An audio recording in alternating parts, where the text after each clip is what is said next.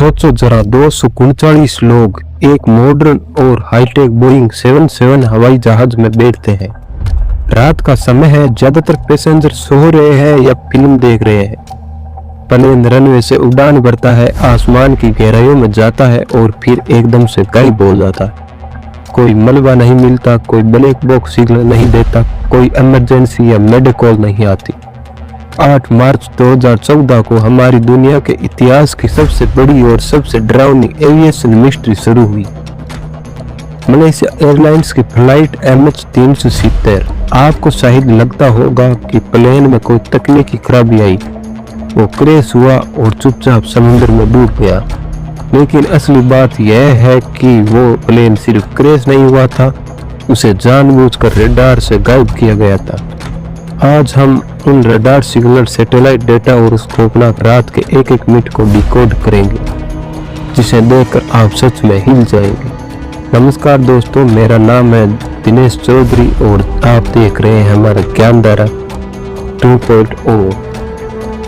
आज हम जानेंगे MH370 का वो सच जिसे दुनिया पाया गया। अब जरा उस रात की शुरुआत को समझते हैं। 8 मार्च 2014 कुआलालंपुर इंटरनेशनल एयरपोर्ट, रात के 12:40। फ्लाइट MH370 चीन के बीजिंग शहर के लिए टेक ऑफ करती है।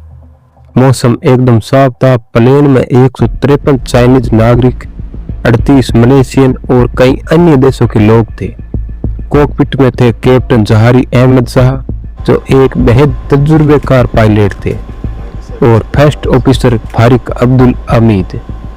सब कुछ बिल्कुल नॉर्मल चल रहा था। रात के 1:19 पर मलेशियन एयर ट्रैफिक कंट्रोल ने प्लेन को इगारी वेब पॉइंट पर वियतनाम के एयर स्पेस में हैंड ओवर किया।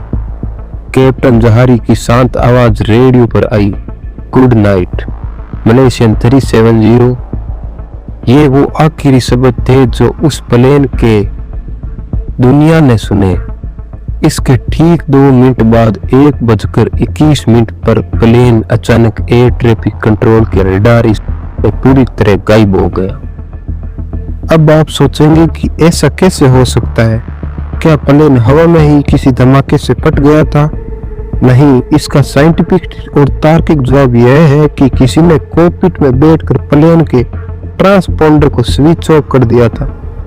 ट्रांसपोंडर एक ऐसा डिवाइस होता है जो लगातार जमीन पर बैठे कंट्रोलर्स को रेडियो सिग्नल्स भेजकर बताता है कि प्लेन की लोकेशन क्या है, उसकी स्पीड क्या है और वो कितनी ऊंचाई पर है। ये कोई ऐसा बटन नहीं है जो गलती से किसी के हाथ लगने से दब जाए।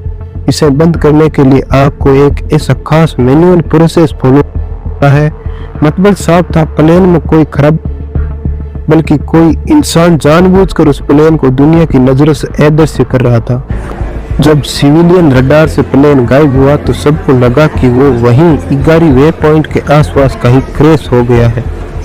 अगले ही दिन कई देशों की रेस्क्यू टीम साउथ चाइना सी में मलबा ढूंढने लगी, लेकिन कई दिनों तक समुद्र की खाक छानने के बाद भी एक तिनका तक नहीं मिला। अब यहाँ से कहानी एक बहुत ही डार्क और रहस्यमय मोड़ लेती है। मलेशियन मिलिट्री के पास अपना एक सीक्रेट प्राइमरी रडार था, जो ट्रांसपोंडर के बिना भी हवा में उड़ने वाली चीजों को ट्रैक कर सकता है। जब जांचकर्ताओं ने उस रडार के डेटा को खंगाला तो जो सच सामने आया उसने सबके होश उड़ा दिए।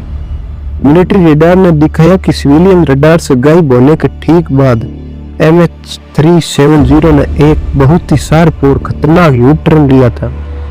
वो प्लेन बीजिंग जाने के बजाय वापस मुड़ा, मलेशिया के ऊपर से उड़ा, पेनांग आइलैंड को पार किया और फिर मलक्का स्ट्रेट से अंडमान सी की तरफ मुड़ गया।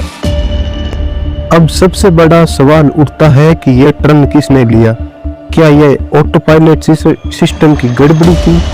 बिल्कुल नहीं। एविएशन एक्सपर्ट्स और बोइंग के इंजीनियर्स ने इस फ्लाइट पाथ को गहराई से स्टडी किया और उनका जवाब एकदम साफ था। ऐसा शार्प और सटीक टर्न ऑटो पायलट कभी नहीं दे सकता। इसे किसी इंसान ने मैन्युअली कंट्रोल किया था। और सिर्फ यही नहीं, वो प्लेन थाईलैंड और मलेशिया के बॉर्डर के ठीक ऊपर उड़ रहा था, ताकि दोनों देशों की मिलिट्री को लगे कि वो प्लेन दूसरे देश के एयर स्पेस में है और कोई अलार्म ना बजे। सोचो जरा, क्या कोई आम इंसान या कोई साधारण हाईजैकर इतनी परफेक्ट कैलकुलेशन के साथ प्लेन उड़ा सकता है? ये काम सिर्फ और सिर्फ उसी इंसान का हो सकता है जिस 777 की और रडार सिस्टम की गहरी में। लेकिन अंडमान सी के आगे जाते ही प्लेन मिलिट्री रडार की रेंज से भी बाहर हो गया। अब वो पूरी तरह से दुनिया से कट चुका था। तो फिर हमें कैसे पता कि प्लेन आगे कहाँ गया और कब तक उड़ा? इसका जवाब हमें मिलता है अंतरिक्ष से। इनमारसेट नाम की एक ब्रिटिश सैटेलाइट कम्युनिकेशन कंपनी है। उनका एक सैटेलाइट भूमध्य रेखा के ऊपर अंतरिक्ष में चक्कर लगा रहा था। भले ही प्लेन के सारे कम्युनिकेशन सिस्टम कॉकपिट से बंद कर दिए गए थे, लेकिन प्लेन का एक बैकअप सिस्टम हर 1 घंटे में उस सैटेलाइट के साथ एक इलेक्ट्रॉनिक हेडसेट या पिक कर रहा था। ये बिल्कुल वैसा ही है जैसे आपका मोबाइल फोन बंद स्क्रीन पर भी बैकग्राउंड में नजदीकी सेट टावर से सिग्नल मिलाता रहता है। सैटेलाइट को प्लेन से 7 ऐसे पिक्स मिले जिसका सीधा सा साइंटिफिक मतलब यह था कि रडार से गायब होने के बाद भी वो विशाल का प्लेन हवा में लगातार 7 घंटे तक उड़ता रहा।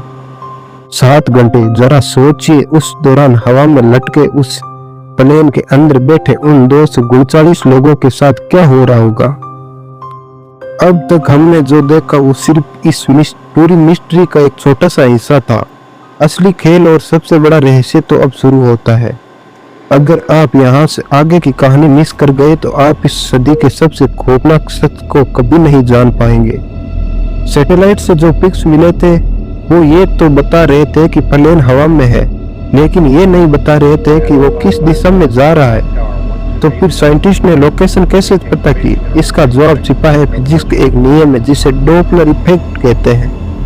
आपने बचपन में पढ़ा होगा या ध्यान दिया होगा कि जब कोई ट्रेन हॉर्न मारते हुए आपकी तरफ आती है तो उसकी आवाज तेज हो जाती है और दूर जाने पर आवाज बदल जाती है। ठीक इसी तरह साइंटिस्ट ने एक सैटेलाइट और प्लेन के बीच के सिग्नल की फ्रीक्वेंसी में हुए बहुत ही मामूली बदलाव को मापा।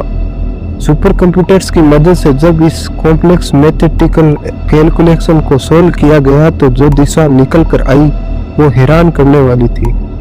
प्लेन नॉर्थ या एशिया की तरफ नहीं गया था, वो मुड़कर सीधा साउथ इंडियन ओशन, ईरान और ठंडे हिस्से की तरफ चला गया था जहां हजारों किलोमीटर तक सिर्फ गहरा पानी है। लेकिन आपके दिमाग में एक सवाल बार बार आ रहा होगा, आखिर क्यों कोई पायलट या हाईजैकर इतने बड़े प्लेन को अंटार्कटिका की तरफ एक सुसाइड मिशन पर क्यों ले जाएगा? यहाँ 2 सबसे बड़ी थ्योरी सामने आती है। पहली थ्योरी है कार्गो की। उस फ्लाइट के मैनिफेस्ट में 89 किलो का कुछ ऐसा कार्गो था जिसे एयरलाइंस ने ठीक से डिक्लेयर नहीं किया था। साथ ही उसमें 200 किलो की सबसे ज्यादा लिथियम आयन बैटरीज का एक बड़ा शिपमेंट भी था। कुछ लोग कहते हैं कि शायद कार्गो में भयानक आग लग गई थी जिससे कॉकपिट में धुआं भर गया और पायलट ने इमरजेंसी टर्न लिया, लेकिन साइंस इस बात को खारिज करता है। अगर आग लगी थी तो प्लेन 7 घंटे तक हवा में कैसे उड़ा? आग तो एक बोइंग प्लेन को आधे घंटे में ही राख कर देती है। इसका तार्किक और सबसे डरावना जवाब है दूसरी थ्योरी, गोस्ट प्लेन थ्योरी और हाइपोक्सिया। ऐसा माना जाता है कि जिसने भी प्लेन को अपने कंट्रोल में लिया उसने जानबूझकर केबिन का एयर प्रेशर कम कर दिया।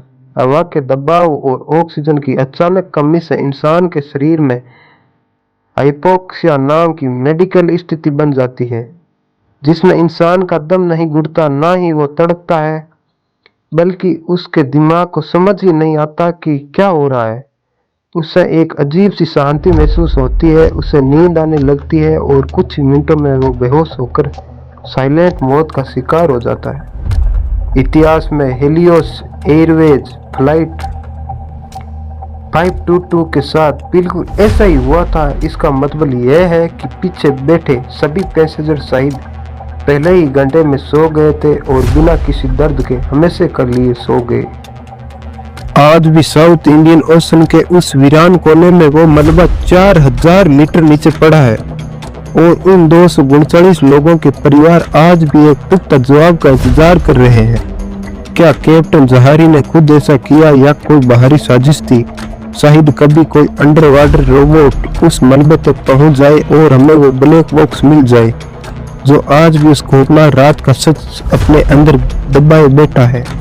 अगर आज की इस कहानी ने आपको कुछ नया सोचने पर मजबूर किया और आपको साइंस और मिस्ट्री का ये संगम पसंद आया हो तो ज्ञानधारा 2.0 को सब्सक्राइब करो। दिनेश चौधरी मिलूंगा अगली वीडियो में एक नए सच और एक नए रहस्य के साथ। तब तक सवाल पूछते रहो। जय हिंद।